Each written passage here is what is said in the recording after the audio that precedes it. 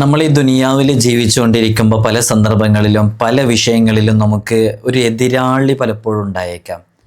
അതൊരു പക്ഷേ നമ്മുടെ ജീവിതത്തിൻ്റെ പ്രധാന ഘട്ടങ്ങളിൽ എപ്പോഴോ നമ്മോട് തർക്കിച്ച് നമ്മുടെ ശത്രുവായി മാറിയ ചില ആളുകൾ ഉണ്ടായേക്കാം. അവർ നമ്മെ കൊടുക്കാനും നമ്മെ പരാജയപ്പെടുത്താനും നമ്മെ നിരുത്സാഹപ്പെടുത്താനും പരിഹസിക്കാനും എപ്പോഴും മുന്നിട്ടിറങ്ങുന്നവരാണ്. ഒരുപക്ഷേ കോടതിയിൽ അവരുമായി ബന്ധപ്പെട്ട് നമുക്ക് കേസുണ്ടായിരിക്കും.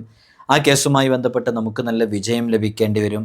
അത്തരം സന്ദർഭങ്ങളിലൊക്കെ ശത്രുക്കളുമായി ബന്ധപ്പെട്ട വിഷയങ്ങളിലെല്ലാം നമുക്ക് ഉപയോഗിക്കാൻ പറ്റുന്ന അത്ഭുതകരമായൊരു ഇസ്മ അസ്മാഉൽ ഹുസ്നയിലുണ്ട്. വളരെ സവിശേഷമേറിയ ഇസ്മാണ്. ഈ ഇസ്മിൻ്റെ ഒരു പ്രത്യേകത എന്ന് പറയുന്നത് തന്നെ ഇത്തരം സന്ദർഭങ്ങളിലൊക്കെ നമ്മളത് യൂസാക്കുകയാണെങ്കിൽ നമുക്ക് അനുകൂലമായ വിധിയും തീരുമാനവും വരും എന്നുള്ളതാണ്. ശത്രുക്കൾക്ക് ഒരു നിലക്കും നമുക്കെതിരെ വിജയിക്കാനോ നമുക്കെതിരെ തീരുമാനങ്ങൾ പറയാനോ നമുക്കെതിരെ നാക്കുകൾ ചലിപ്പിക്കാനോ ആകില്ല.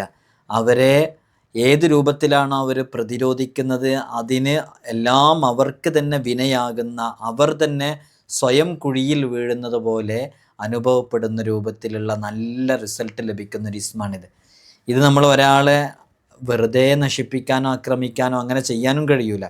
നമ്മളിത് നീതീകരിച്ച് നീതിമാനായ രൂപത്തിൽ, നീതിയുള്ള രൂപത്തിൽ, അള്ളാഹ് എന്ന ചിന്തയിൽ നമുക്ക് ഇസ്സത്ത് വേണം, അഭിമാനം വേണം, ഒരാളെ മുമ്പിലും വശലാകരുത്, ആരെ മുമ്പിലും തകരരുത്, അള്ളാഹ് ഇഷ്ടപ്പെടുന്ന രൂപത്തിൽ ജീവിക്കാനുള്ള നല്ല സാഹചര്യങ്ങൾ വേണം എന്ന ഇഖ്ലാസിൻ്റെ നീയത്തോടു കൂടെയാണ് ഇത് ചൊല്ലുന്നതെങ്കിൽ തീർച്ചയായും അവൻക്കെതിരെ ആര് പ്രവർത്തിച്ചോ, ഏത് രൂപത്തിലാണ് ഇടപെടുന്നത്, ഒന്നിലും അവന് പരാജയപ്പെടൂല ഇത് ചൊല്ലുന്നയാൾ. അത്രമേൽ സവിശേഷമേറിയൊരു ഇസ്മാണ്. ഇൻഷാ അല്ലാഹ് നമുക്കിന്നതിനെക്കുറിച്ച് പഠിക്കാം. വിഷയത്തിലേക്ക് പ്രവേശിക്കുന്നതിന് മുമ്പ് എല്ലാ ദിവസവും നമ്മൾ സൂചിപ്പിക്കാറുള്ളത് പോലെ തന്നെ നേരിട്ട് കാണാനുള്ള ഡേറ്റ് ചൊവ്വാഴ്ചകളിൽ മാത്രമാണ്. ചൊവ്വാഴ്ച നേരിട്ട് വരാൻ ബുക്ക് ചെയ്യാൻ വിളിക്കേണ്ടത് ഞായറാഴ്ച 10 മണിക്കാണ്. വിളിച്ച് ബുക്ക് ചെയ്തതിന് ശേഷം മാത്രമേ വരാവൂ എന്ന് ഓർമ്മപ്പെടുത്തുകയാണ്. പലരും ബുക്ക് ചെയ്യാതെയും വിളിക്കാതെയൊക്കെ വരുന്നുണ്ട്. അതുകൊണ്ടാണ് നമുക്ക് എപ്പോഴും ഇത് പറയേണ്ടി വരുന്നത്. ഇതിൻ്റെ അപ്ഡേഷനും കാര്യങ്ങളൊക്കെ ഇൻസ്റ്റയിലും വാട്സപ്പിലൊക്കെ നമ്മൾ അപ്ഡേറ്റ് ചെയ്യാറുണ്ട്. ഇൻസ്റ്റഗ്രാമിൻ്റെ ലിങ്ക് ഡിസ്ക്രിപ്ഷനിൽ കൊടുത്തിട്ടുണ്ട്. അവിടെ നോക്കിയാൽ ക്ലിക്ക് ചെയ്താൽ നിങ്ങൾക്ക് ഏതെല്ലാം ആഴ്ചകളിൽ ഉണ്ട് ഇല്ല എന്നുള്ളതൊക്കെ കൃത്യമായിട്ട് മനസ്സിലാക്കാൻ പറ്റും. നമ്മളിന്ന് ചർച്ച ചെയ്യുന്ന ഇസ്മ അൽ ഹക്കം എന്ന് പറയുന്ന ഇസ്മാണ്. എന്താണ് ഇസ്മ അൽ ഹക്കം? എങ്ങനെയാണ് ചൊല്ലേണ്ടത്? യാ ഹക്കമു യാ അള്ളാഹ്. ഈ ഇസ്മിൻ്റെ ഒരു പ്രത്യേകത എന്ന് പറയുന്നത്, ശരിക്കും ഇതിൻ്റെ ഒരു അർത്ഥം മനസ്സിലാക്കാൻ വേണ്ടി ഇത് എന്തിൽ നിന്നാണ് പിടിച്ചതെടുത്തത് ഈ ഇസ്മ എന്നുള്ളറിയോ? യാഥാർത്ഥ്യവും ഏറ്റവും സമ്പൂർണനുമായ വിധികർത്താവ് അള്ളാഹുവാണ്. ആ റബ്ബിൻ്റെ വിധിക്ക് മാറ്റമില്ല. ഈ ദുനിയാവിൽ എന്തു നടക്കട്ടെ അവൻ്റെ വിധിക്കൊരു മാറ്റവുമില്ല. നിർണയത്തിന് ഭേദഗതിയില്ല. അള്ളാഹു എന്താണ് നിർണയിച്ചത് അത് പിന്നെ ഭേദഗതിയില്ല അതിന്. അള്ളാഹു നൽകിയതിനെ തടയാനോ അള്ളാഹു തടഞ്ഞതിനെ നൽകാനോ ഒരാൾക്കും സാധിക്കില്ല തന്നെ. അറബി ഭാഷയിലെ ഹുക്മ് എന്ന ആ പദത്തിൽ നിന്നാണ്, അതാണ് യഥാർത്ഥത്തിൽ വിധി എന്ന് പറയുന്ന പദം വരുന്നത്. അപ്പോൾ ഖലാ ഖദർ എന്ന് പറഞ്ഞാൽ അള്ളാഹു തീരുമാനിച്ചു വെച്ച എല്ലാ കാര്യങ്ങളും, അത് മുൻകൂട്ടി അള്ളാഹു എല്ലാം തീരുമാനിച്ചു വെച്ചിട്ടുണ്ട്. അതൊക്കെ അള്ളാഹുവിൻ്റെ ഹുക്മിൻ്റെ കീഴിലാണ് വരിക. അപ്പോൾ എല്ലാ കാര്യങ്ങളും അങ്ങനെ തന്നെയാണ് വരിക. അള്ളാഹു എല്ലാം മുൻകൂട്ടി തീരുമാനിച്ചു വെച്ചിട്ടുണ്ട്.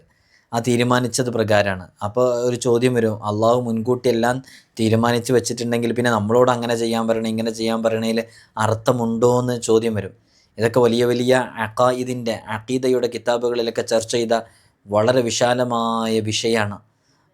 നമുക്കതിൽ നിന്നൊക്കെ ഒരു ആശയം മനസ്സിലാക്കാൻ വേണ്ടിയിട്ട് ഭാവിയിൽ നമ്മൾ 2026-ലും 2027-ലും ഇങ്ങനെയൊക്കെയാണ് ഇവൻ ചെയ്യാൻ പോകുക എന്നുള്ള കാര്യം അള്ളാഹുവിൻ്റെ ഇൽമിൽ നേരത്തെ അള്ളാഹുവിനറിയാം.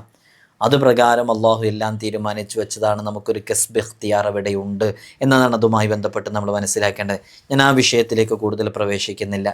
അപ്പോൾ അള്ളാഹുവിൻ്റെ അതിവിശിഷ്ടമായ അസ്മാഉൽ ഹുസ്നയിലെ അൽ ഹക്കം എന്നുള്ള ഇസ്മ, അത് നമ്മുടെ ജീവിതത്തിൽ എങ്ങനെയാണ് നമുക്ക് ഉപയോഗപ്പെടുത്താവുന്ന രൂപത്തിൽ അതെങ്ങനെയാണ് പ്രയോഗിക്കേണ്ടത് എന്നാണ് നമ്മൾ ഇന്ന് ചർച്ച ചെയ്യുന്നത്. അൽ ഹക്കം എന്ന് പറയുന്ന ഇസ്മ നമ്മോട് ആവശ്യപ്പെടുന്നൊരു കാര്യമുണ്ട്.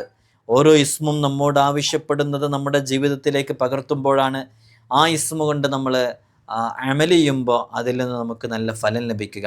ഈ ഇസ്മ നമ്മോട് ആവശ്യപ്പെടുന്നത് എന്താ? ഇസ്മ നമ്മോട് ആവശ്യപ്പെടുന്നത് എല്ലാ വിഷയങ്ങളും നീതീകരിച്ച് നീതിയോടുകൂടെ വർത്തിക്കുക.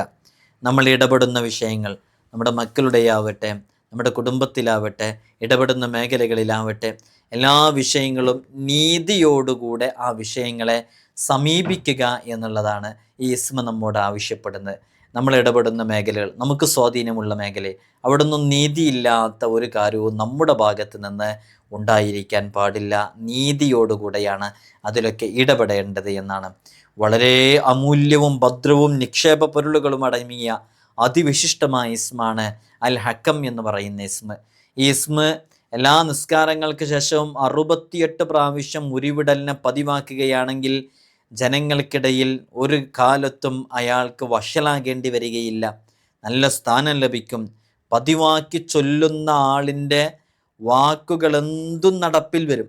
അവനത് പറയുന്നു, അവനേതെങ്കിലും ഒരു ഉന്നതമായ സ്ഥാനത്താണ് ഉള്ളത് എങ്കിൽ ആ സ്ഥാനത്തിരുന്ന് അവൻ പറയുമ്പോൾ അത് കേൾക്കാനും അതനുസരിക്കാനും അതിനോട് സഹവസിക്കാനുമൊക്കെ ആളുകൾ ധാരാളമായിട്ടുണ്ടാകും, അതിനോട് അനുകൂലിക്കാനൊക്കെ ഉണ്ടാകും. അതുകൊണ്ട് തന്നെ ഈ ഇസ്മ ഏതെങ്കിലും ഒരു പൊസിഷനിൽ, അധികാരങ്ങളിലിരിക്കുന്നവർക്ക്, സംഘടനയുടെ നേതൃപദവിയിലിരിക്കുന്നവർക്ക്, ഏതെങ്കിലും ഒരു കാര്യത്തിൻ്റെ നേതൃസ്ഥാനത്തിലിരുന്ന് കാര്യങ്ങൾ പറഞ്ഞു നിയന്ത്രിക്കുന്നവർക്ക്, ഇടപെടുന്നവർക്കൊക്കെ കൂടുതൽ പ്രയോജനപ്പെടും. ഇനി അങ്ങനെ ഇത് ഉപയോഗിക്കുന്നില്ല എന്നുണ്ടെങ്കിലും, അങ്ങനെ ഒരു സ്ഥാനത്തല്ല എന്നുണ്ടെങ്കിലും, നമ്മൾ എന്തെങ്കിലും ഒരു കാര്യം പറയാൻ വേണ്ടി പോകുമ്പോൾ അതവർ കേൾക്കണം എന്ന് നമുക്ക് ആശയുണ്ടെങ്കിൽ ഈ ഇസ്മ ചൊല്ലിയിട്ട് ചെയ്താൽ മതി. ഈ നാമത്തിൻ്റെ അക്ഷരസംഖ്യ അനുസരിച്ച് ചൊല്ലലിനെ പതിവാക്കിയാൽ അതിന് വലിയ ഫലം ലഭിക്കുന്നതാണ്. അള്ളാഹു നമുക്ക് തൗഫീഖ് നൽകി അനുഗ്രഹിക്കുമാറാകട്ടെ. അള്ളാഹു നമുക്ക് പഠിക്കാനുള്ള വഴികളൊക്കെ അള്ളാഹു തുറന്നു തരട്ടെ. അതുകൊണ്ട് തന്നെ വളരെ ആത്മാർത്ഥമായിട്ട് ഇത് ചൊല്ലുക. വെള്ളിയാഴ്ച രാവിൽ ഉറക്കം വരുന്നത് വരെ ഇതിന് ഉരുവിട്ടുകൊണ്ടിരുന്നാൽ അയാളുടെ ഹൃദയത്തിൽ അള്ളാഹു സുബ്ഹാനഹു വ തആല സകല രഹസ്യങ്ങളുടെയും പൊരുളുകൾ അള്ളാഹു നിക്ഷേപിക്കുന്നതാണ്. ഇതിങ്ങനെ ചൊല്ലിക്കൊണ്ടിരുന്നാൽ അള്ളാഹു നമുക്ക് ചൊല്ലാനുള്ള തൗഫീഖ് നൽകട്ടെ, പഠിക്കാനുള്ള തൗഫീഖ് നൽകട്ടെ. ശത്രുക്കളുമായി ബന്ധപ്പെട്ട് വലിയ പ്രയാസങ്ങൾ അനുഭവിക്കുന്നവരുണ്ട്, ശത്രുക്കൾ തകർക്കാൻ വരുന്നവർ, ശത്രുക്കളുമായി ബന്ധപ്പെട്ട വിഷയങ്ങളിലുള്ളവർ, ശത്രുക്കളുമായി ബന്ധപ്പെട്ട് ജീവിക്കാൻ സാധിക്കാത്തവർ, പല നിലക്കും അവനെ കൊടുക്കാൻ ശ്രമിക്കുന്നു, എല്ലാ വാതിലുകളും അവനക്ക് മുമ്പിൽ അടയ്ക്കുന്നു. ഇങ്ങനെ തുടങ്ങിയിട്ട് ശത്രുക്കളുമായി ബന്ധപ്പെട്ട് വലിയ പ്രശ്നങ്ങളിലകപ്പെട്ടവർക്ക് ഈ ഇസ്മ ആത്മാർത്ഥമായിട്ട് ഉപയോഗിക്കാവുന്നതാണ്. നമ്മുടെ ജീവിതത്തിൽ നമുക്ക് വലിയ ബറക്കത്ത് ലഭിക്കാൻ കാരണമാകും. അസൂയാലുക്കളെല്ലാം നമ്മുടെ ഗുണകാംക്ഷിയായി തീരും, ശത്രുക്കളെല്ലാം നമ്മുടെ മിത്രമായി തീരും. ചില ആളുകൾക്ക് ശത്രു തകരണം എന്നുള്ള ആഗ്രഹം ഉണ്ടാവില്ല, അങ്ങനെ ആഗ്രഹിക്കാനും പാടില്ല. ശത്രു അവിടെ ഉണ്ടായിക്കോട്ടെ, അയാളിങ്ങനെ നമുക്ക് നമ്മുടെ മിത്രമായി കിട്ടിയിരുന്നെങ്കിൽ, അയാൾ നമുക്ക് അനുകൂലമായി കിട്ടിയിരുന്നെങ്കിൽ എന്ന് പ്രതീക്ഷിക്കുന്നവരാണ് പലരും. അങ്ങനെയുള്ള ആളുകൾക്കൊക്കെ ഇസ്മ പതിവായി ചൊല്ലാവുന്നതാണ്. തർക്കങ്ങളിലും കേസുകളിലൊക്കെ അനുകൂലമായ വിധി ലഭിക്കുവാൻ ഈ ഇസ്മ ധാരാളമായി ചൊല്ലിയിട്ട് അള്ളാഹുവിനോട് ദുആ ചെയ്താൽ മതി. ആ ദുആ വളരെ പെട്ടെന്ന് സ്വീകരിക്കപ്പെടും. ഏറ്റവും വലിയ കോടതി അത് അള്ളാഹുവിൻ്റെ കോടതിയാണ്. അതിന് കീഴിലാണ് ഭൂമിയിലുള്ള ഇവിടെയുള്ള സുപ്രീം കോർട്ടും ഹൈക്കോർട്ടൊക്കെ അതിന് കീഴിലാണ് വരുന്നത്. ജഗന്നിയന്താവായ റബ്ബുൽ ഇസ്സത്താണ് എല്ലാം തീരുമാനിക്കുന്നത്. അള്ളാഹുവിൻ്റെ കയ്യിലാണ് എല്ലാം ഉള്ളത്. പക്ഷേ ആ കാര്യങ്ങളെല്ലാം തീരുമാനിക്കപ്പെടുന്നതിൻ്റെ മുമ്പ് ജനകോടതികളിൽ നിന്ന്, നമ്മുടെ സുപ്രീം കോർട്ട് ഹൈക്കോർട്ടുകളിൽ നിന്നൊക്കെ തീരുമാനിക്കപ്പെടുന്ന തീരുമാനങ്ങളൊക്കെ റബ്ബിൻ്റെ തീരുമാനത്തിന് പുറത്തല്ല, എല്ലാം അള്ളാഹ് തീരുമാനിക്കുന്നത് പോലെയാണ് എല്ലാ വിധികളും വരിക. അതുകൊണ്ട് കേസുകളിലകപ്പെട്ടവർ, കള്ളക്കേസുകളിലകപ്പെട്ടവർ, ചതിയിലും വഞ്ചനയിലും പെട്ട് തകർന്നു പോയവർ, ജയിലുകളിലകപ്പെട്ടവർ പേടിക്കേണ്ടതില്ല. റബ്ബ് സുബ്ഹാനഹു വ തആല നല്ലൊരു വഴി തുറന്നു തരും. അസ്മാഉൽ ഹുസ്നയിലെ ഇസ്മ വളരെ എളുപ്പമാണ് ചൊല്ലാൻ, പതിവാക്കിയാൽ മതി. അള്ളാഹു നമുക്ക് തൗഫീഖ് നൽകി അനുഗ്രഹിക്കുമാറാകട്ടെ. അള്ളാഹു നമുക്ക് ഇജാബത്ത് നൽകി അനുഗ്രഹിക്കുമാറാകട്ടെ. അപ്പം അങ്ങനെ ഇത് ചൊല്ലിക്കൊണ്ടിരുന്നാൽ അള്ളാഹുവിൻ്റെ കോടതിയിൽ നിന്ന് വല്ലതും വിധിച്ചാൽ അത് നടപ്പിൽ വരുത്താൻ അള്ളാഹു ബാധ്യസ്ഥരാണ്. ഭൂമിയിലുള്ള കോടതികൾ അപ്പോൾ അത്തരം വിഷയങ്ങളൊക്കെ അള്ളാഹു തീരുമാനിച്ചതുപോലെ കാര്യങ്ങളൊക്കെ നമുക്ക് മുമ്പിൽ തുറന്നു കിട്ടും. നമ്മുടെ കേസുകൾ ആദ്യമായി അള്ളാഹുവിൻ്റെ കോടതിയിലാണ് നമ്മൾ ഹാജരാക്കേണ്ടത്. നമുക്കതിന് കഴിയാറുണ്ടോ? എന്തെങ്കിലും ഒരു വിഷയം വരുമ്പോഴേക്ക് ആദ്യമായിട്ട് അത് റബ്ബിലേക്ക് സമർപ്പിക്കാൻ കഴിയാറുണ്ടോ? അങ്ങനെ കഴിയുമ്പോൾ അത് നമുക്ക് നല്ല അനുകൂലമായ എത്രയോ തീരുമാനങ്ങൾ വരാൻ കാരണമാകും. അള്ളാഹു നമുക്ക് തൗഫീഖ് നൽകി അനുഗ്രഹിക്കുമാറാകട്ടെ. ഇതിൻ്റെ അക്ഷരസംഖ്യ എന്ന് പറയുന്നത് 68. ഇങ്ങനെ 68.